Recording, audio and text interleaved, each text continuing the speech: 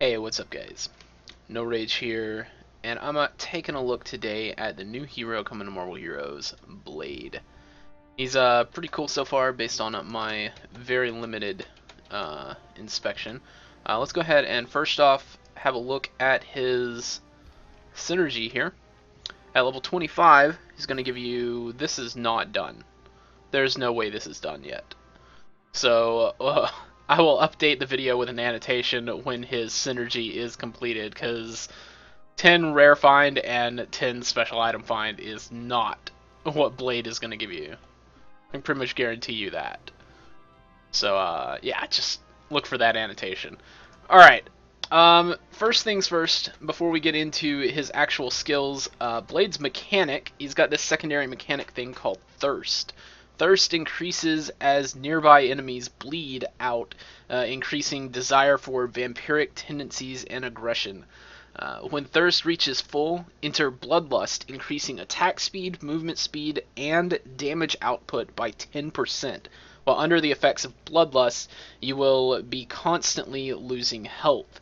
Activating the power the Serum to eliminate Thirst, reducing it back to 0. Or activate the... Alright, so he's got this power called the Serum. And it is just it's a passive effect. It's got damage. It's your defensive passive, but it's also got an active effect on it, which removes the effects of Bloodlust, keeping those tendencies at bay. Also regenerates your maximum health per 10 thirst. So if you're at full thirst, now it says only 0 out of 1. I'm assuming that's going to be a 0-100 scale. And if you use that, then you're going to get a huge health boost, and then you've got some specializations you can choose. Your specializations are End Control, which will give you the thirst increases at a 50% slower rate, and when Bloodlust is not active, you gain defense and health. So this is all about not being in Bloodlust, not succumbing to the effects of your vampiric tendencies and using that serum and staying out of Bloodlust. Then we've got Only When Necessary, which is sort of a middle line kind of thing, and when you use the serum while Bloodlust is active, instantly reset the cooldowns of non-signature powers and restore 25% maximum spirit. This is pretty cool, I like this. Also, the beneficial effects of Bloodlust remain active for 12 seconds. That means that you can pop it as soon as you get Bloodlust and keep those beneficial effects of 10% attack, move speed, and damage output, but not have the health drain going on while you're doing that. So this is a real nice middle line. And then there's Never Sated, which is all about being in Bloodlust as much as possible. It does increase the amount of health that Bloodlust drains, but when you are in Bloodlust, you will gain an extra 10% damage, 10% critical chance, and your spirit cost will be reduced by 10%. So whatever specialization you choose, that's going to sort of affect... It's not going to be, build your character for you like a lot of other specializations, but it will certainly affect how you work with your thirst here. Alright.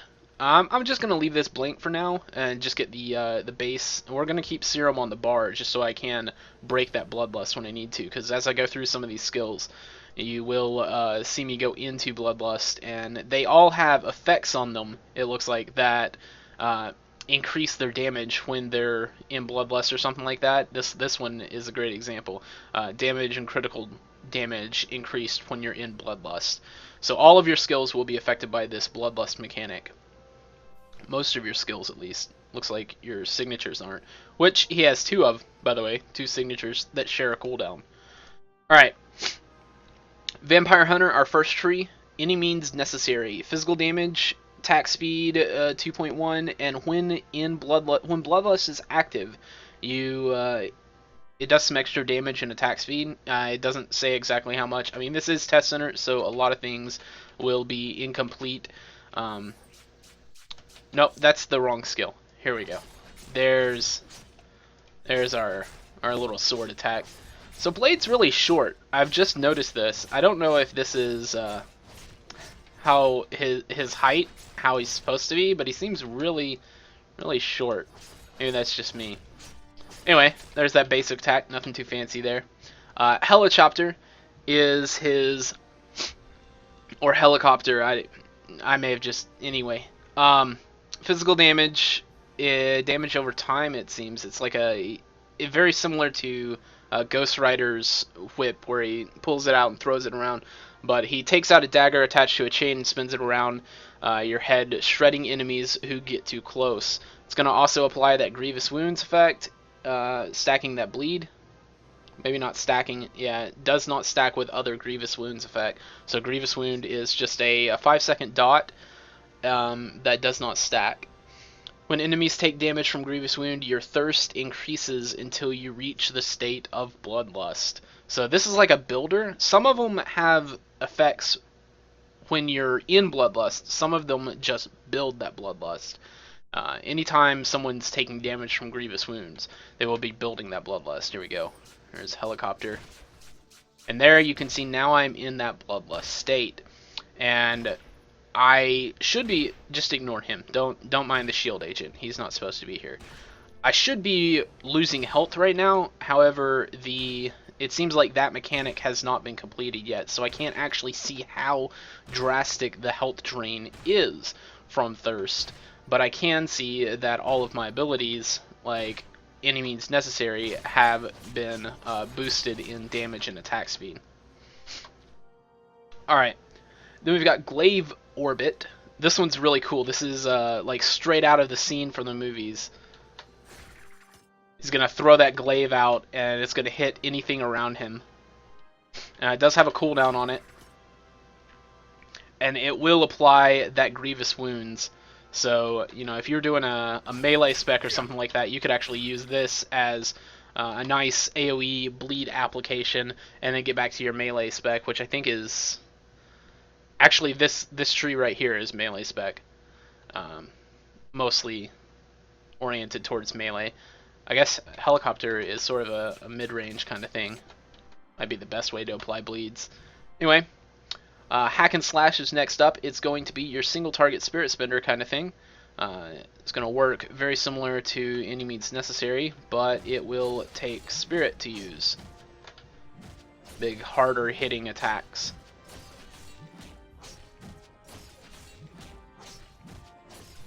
Pretty cool. Alright, then we've got Stake Through the Heart. I'm sorry, I should have done that. Physical damage and 100% extra damage versus bleeding enemies. There you go. Just whips out the stake right out of his coat pocket, I think, and stakes them through the heart. There you go. Pretty nice. And of course, if you're attacking bleeding enemies, we can get some enemies to bleed here. Are you bleeding now? Alright, stab. It'll do extra damage versus bleeding targets. Alright, and again, you know, when you get thirsted, when you hit that thirst, if the health drain is too much, again, I can't see the health drain right now because it's very early test center, but you would want to use the serum to stave off that thirst, and also to regenerate a little bit of your health that you may have lost from thirst, or from the enemies that are attacking you. Alright, next up we've got his signature, Loud and Flashy. This can be activated 3 times. Leap into the air and slam your, thankfully, very durable sword into the ground, causing a shockwave to hit enemies around you. There's always time for a nice 3-point landing. Alright, so you're going to jump up in the air and come down on the enemies' heads. Some nice AoE damage. That's pretty cool, and can be activated up to 3 times, and you can put it anywhere you want it, so that's some decent AoE damage output for a melee tree. You know, it seems like a lot of his skills are very... He's got this whole mid-range thing going on. He's got a few... You know, his main damage dealers are up-in-your-face melee stuff, but a lot of his... You know, he's got the mobility to go wherever he wants, and that does some nice AoE. And then he's got Helicopter here, and Glaive Orbit, giving him some nice mid-range potential. Then we've got Toxin-Loaded Grenades as the next one, doing physical damage, 6 hits of physical damage, applying vulnerability. Enemies take extra damage from Grievous Wounds powers. So anything tagged, it doesn't look like there is a Grievous Wound tag, but anything that would apply Grievous Wounds will do 10% extra damage. That would be Glaive Orbit and Helicopter and Whittle into Kidling and Unleash Glaive. You know, a lot of, yeah, that, I guess that's it. I don't think any of these, yeah, these don't apply. Alright. So that's going to apply a different type of vulnerability, you know, other than the 10% extra damage from everything. And I don't know how this will stack with regular vulnerability, like if you got it from your Omega system or something like that. All right, let's see. Where's my button? There it is. And it also gives you explosion damage on death, so these will explode if you happen to die. Alright, let's have a look. Wait, that's not... Toxin-loaded gauntlets. Oh. Was I reading the wrong skill? No, I was reading the right skill. Okay. I just called it the wrong thing. So you're going to punch them, and... There you go, just some basic melee punch. Now this you will have to be right up in their face to be able to use. Hypertoxin grenade was that's why I said grenade, I guess. Alright, now let's go over here to tools of the trade. Get this stuff on the bar. I need serum here. Alright, whittle into kindling. One of these is a basic, right? Yeah, there's my basic hand cannon. Alright, whittle into kindling is going to do physical damage twice per second and apply that grievous wounds to anything in front of you. Very cool. I love the animations here. And really able to apply bleed to a lot of enemies very quickly. I like that. Alright, let's use that serum. Alright, pump action is our next skill here. It's going to do some physical damage and gain extra damage and critical damage when you're attacking, or when you're in Bloodlust. So, let's see. 2? Yeah, there we go. Something straight out of Punisher's kit, it looks like.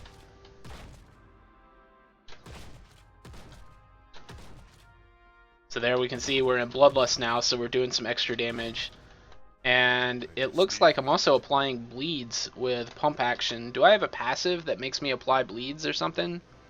Even on skills that say they don't apply that grievous wounds? Not sure. See, there you go. There's a bleed application from the pump action shotgun, which doesn't say anything about applying bleeds. So that may be a bug, or it may be an intended effect that's not talked about. I'm not entirely sure yet. I guess we'll see. Unleash Glaive is your next skill here. It's going to toss a glaive expertly, causing it to move between enemies with ease. It's going to do some physical damage and apply that grievous wound effect, which of course will get you closer to Bloodlust faster. It's got a maximum enemies hit 7, and it looks like only the damage goes up with points put in the skill. The number of enemies does not. There you go. But you can quickly apply that grievous wounds to multiple enemies, and they don't have to be, you know, really close to you like they do with Glaive Orbit. You can just, you know, throw that out and it'll find them, track them down wherever they are. Pretty nice. Then we've got Hand Cannon, which is the basic in the tree. Nothing too fancy, just a basic attack with his little pistol here. Just ignore that shield agent. Alright, Stake Thrower is our next skill in the tree, and it's going to do 2 hits of physical damage and do 100% extra damage against bleeding targets, so sort of our correlation to Stake Through the Heart. Let's have a look. Did he like pull out a shotgun? He probably should have a crossbow or something, and I'm sure the animation will get updated. He pulls out a shotgun to shoot stakes. That should be a crossbow, I'm thinking. Or maybe some kind of custom weapon. It does say your custom stake launcher. Send a sharpened stake towards anybody who rubs you the wrong way. Alright, then we've got Namesake. Just in case nobody has figured out why you're called Blade, let's show them. In the name, what the name really means by delivering a wild flurry of knives thrown with superhuman strength. And if that isn't enough, send a blade with their name on it right into your favorite supervillain with a roundhouse kick. Okay, what now? So you're gonna do 10 hits of physical damage by throwing out tons of knives, and then you're gonna do final knife physical damage. Is this a ranged attack? It says it's ranged. Alright. Take 80% less damage while this power is active. Let's have a look here. Bite. Oh, I see. Okay, that's I remember that scene in the movies where he did like either he threw a knife up in the air or I can't quite remember it too well. But anyway, he kicked a knife through a guy. I remember that bit. That's awesome. So he's gonna do that physical damage in a line there, and then kick that knife through into the final enemy for some really big damage. Looks like this is pretty much one of Gambit's signatures, or Gambit's signature, I should say, just with a little bit of visual flair added for Blade. Next up, we've got a Hyper Toxin Grenade. It's going to throw a gas grenade that explodes and covers your enemy in an ichor that subsequently explodes.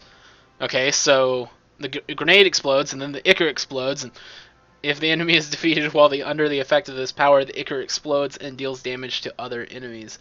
Oh, that's cool. Physical damage and applies vulnerability, extra damage from grievous wounds, and then if they die, they will also do damage to any of the enemies around. I think toxin-loaded gauntlets was supposed to do the same thing. If the enemy you hit with them dies while under the effect of that ichor, they explode, doing damage to people around them. Alright, so I may have read that one wrong to begin with. But these dummies aren't going to die. They got too much HP, so we can't see that final explosion damage there. But that would be really cool to throw out and put that ichor on somebody and then throw out another AoE skill or something like that. Maybe this one does enough damage to kill them themselves. I don't know. But you can throw that out and then hit them with the Whittle into Kindling to really burn them down. And if they explode, they do damage to everything around them, having several AoE explosions going on. That's pretty cool. Then, of course, we talked about Serum in the Daywalker tree. So we'll jump on past that and get into Deadly Dash. This is probably going to be how most blades are moving around. It's going to do some physical damage, it's going to give you some increased dodge chance, and it has a 5-second buff duration on that increase in dodge chance. It doesn't say exactly how much dodge chance it'll give yet. The 0% there is obviously not done just yet. But, it's your basic dash. And like I said, it's probably how most blades are going to be moving around the map. It's pretty nice. It's very similar. I think it's using like the same kind of behind the scenes stuff as the War Machine's dash recently, because he does that slash with the sword. It's very nice. It's very fluid. I like it. And then we've got the Ride. Hop on your custom motorcycle and go full throttle to the next fight of your choice. Now, one thing that I did notice about this is this speed can't be done yet. Can't be done yet. This is really kind of slow. But the sounds are nice. The sounds, I think they're unique just for this motorcycle, or they may be shared with Alejandro Blaze. I'm not exactly sure. But they are not the Ghost Rider's chopper sounds. But anyway, a nice little travel power for Blade. Let's get the Bloodlust out of the way. Again, that would be draining my health, but it's not got that effect active yet. Next up, we've got Long Lived. Now, this is going to be your offensive passive, giving you damage rating, critical hit rating, brutal strike rating, and also your CC breaker. So you want to have this on your bar somewhere to be able to break some CC if you happen to get stunned. And then you've got, oh, let's just in case, there's the animation for that CC break. UV grenade, physical damage, applies a stun and vulnerability. This is regular vulnerability here, so will this stack with your hypertoxin grenade vulnerability, giving you 20% damage increase to skills like helicopter or whittle into kindling? I'm not sure. But anyway. Nope, that was the other one. That was hypertoxin grenade. There we go. There's the UV grenade. I like that. The animation is very fitting for a UV grenade. You know, very bright, very sort of blinding to the enemies that might be in there. It's pretty cool. Alright, finally we've got Just Stay Down. This one it says placeholder. It says PH there. So this is in placeholder state right now. This will not be... I mean, we're going to go ahead and use it and see what it does. But it says Blade rakes the area around him with his Uzis before going into a vampiric rage, hitting everything around him with a series of sword slashes. Alright, so that's supposedly what he's going to be able to do. Physical damage, 8 hits, and this power always deals a critical hit. Also maxes out Bloodlust. Let's go over here and use it and see what it does, but know that this is a placeholder and might not be finished.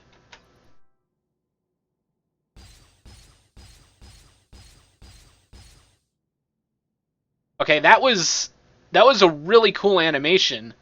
You had this like blood moon thing, and that was different than what it says here, but I really like that animation and doing damage to everything around him with his guns, but it was a little bit, I don't know, ballet-esque. You know, it seemed like he was doing a dance number there. I don't know, but that was really cool. I like the blood moon animation and the guns doing damage everywhere, and then of course instantly applying that maxed out bloodlust and always dealing a critical hit with that power would be really cool. But anyway, that was Blade. Again, a very early state. Always is when we're recording here on Test Center.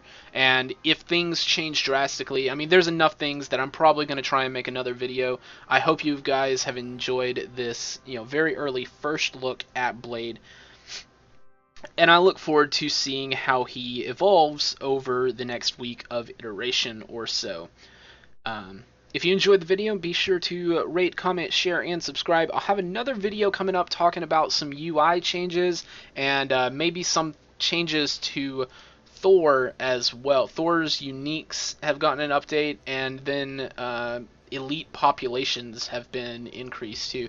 And then, of course, we will be back in the Danger Room not too long from now. The Danger Room is not in this build, but... because they're getting ready for Blade to release, and Danger Room's going to have an extra week of iteration, which is good, because there are several tweaks that they can make to make it better, and I'm looking forward to seeing the evolution of that. Remember, I've got a playlist up to cover the evolution of the Danger Room, if you're interested in that.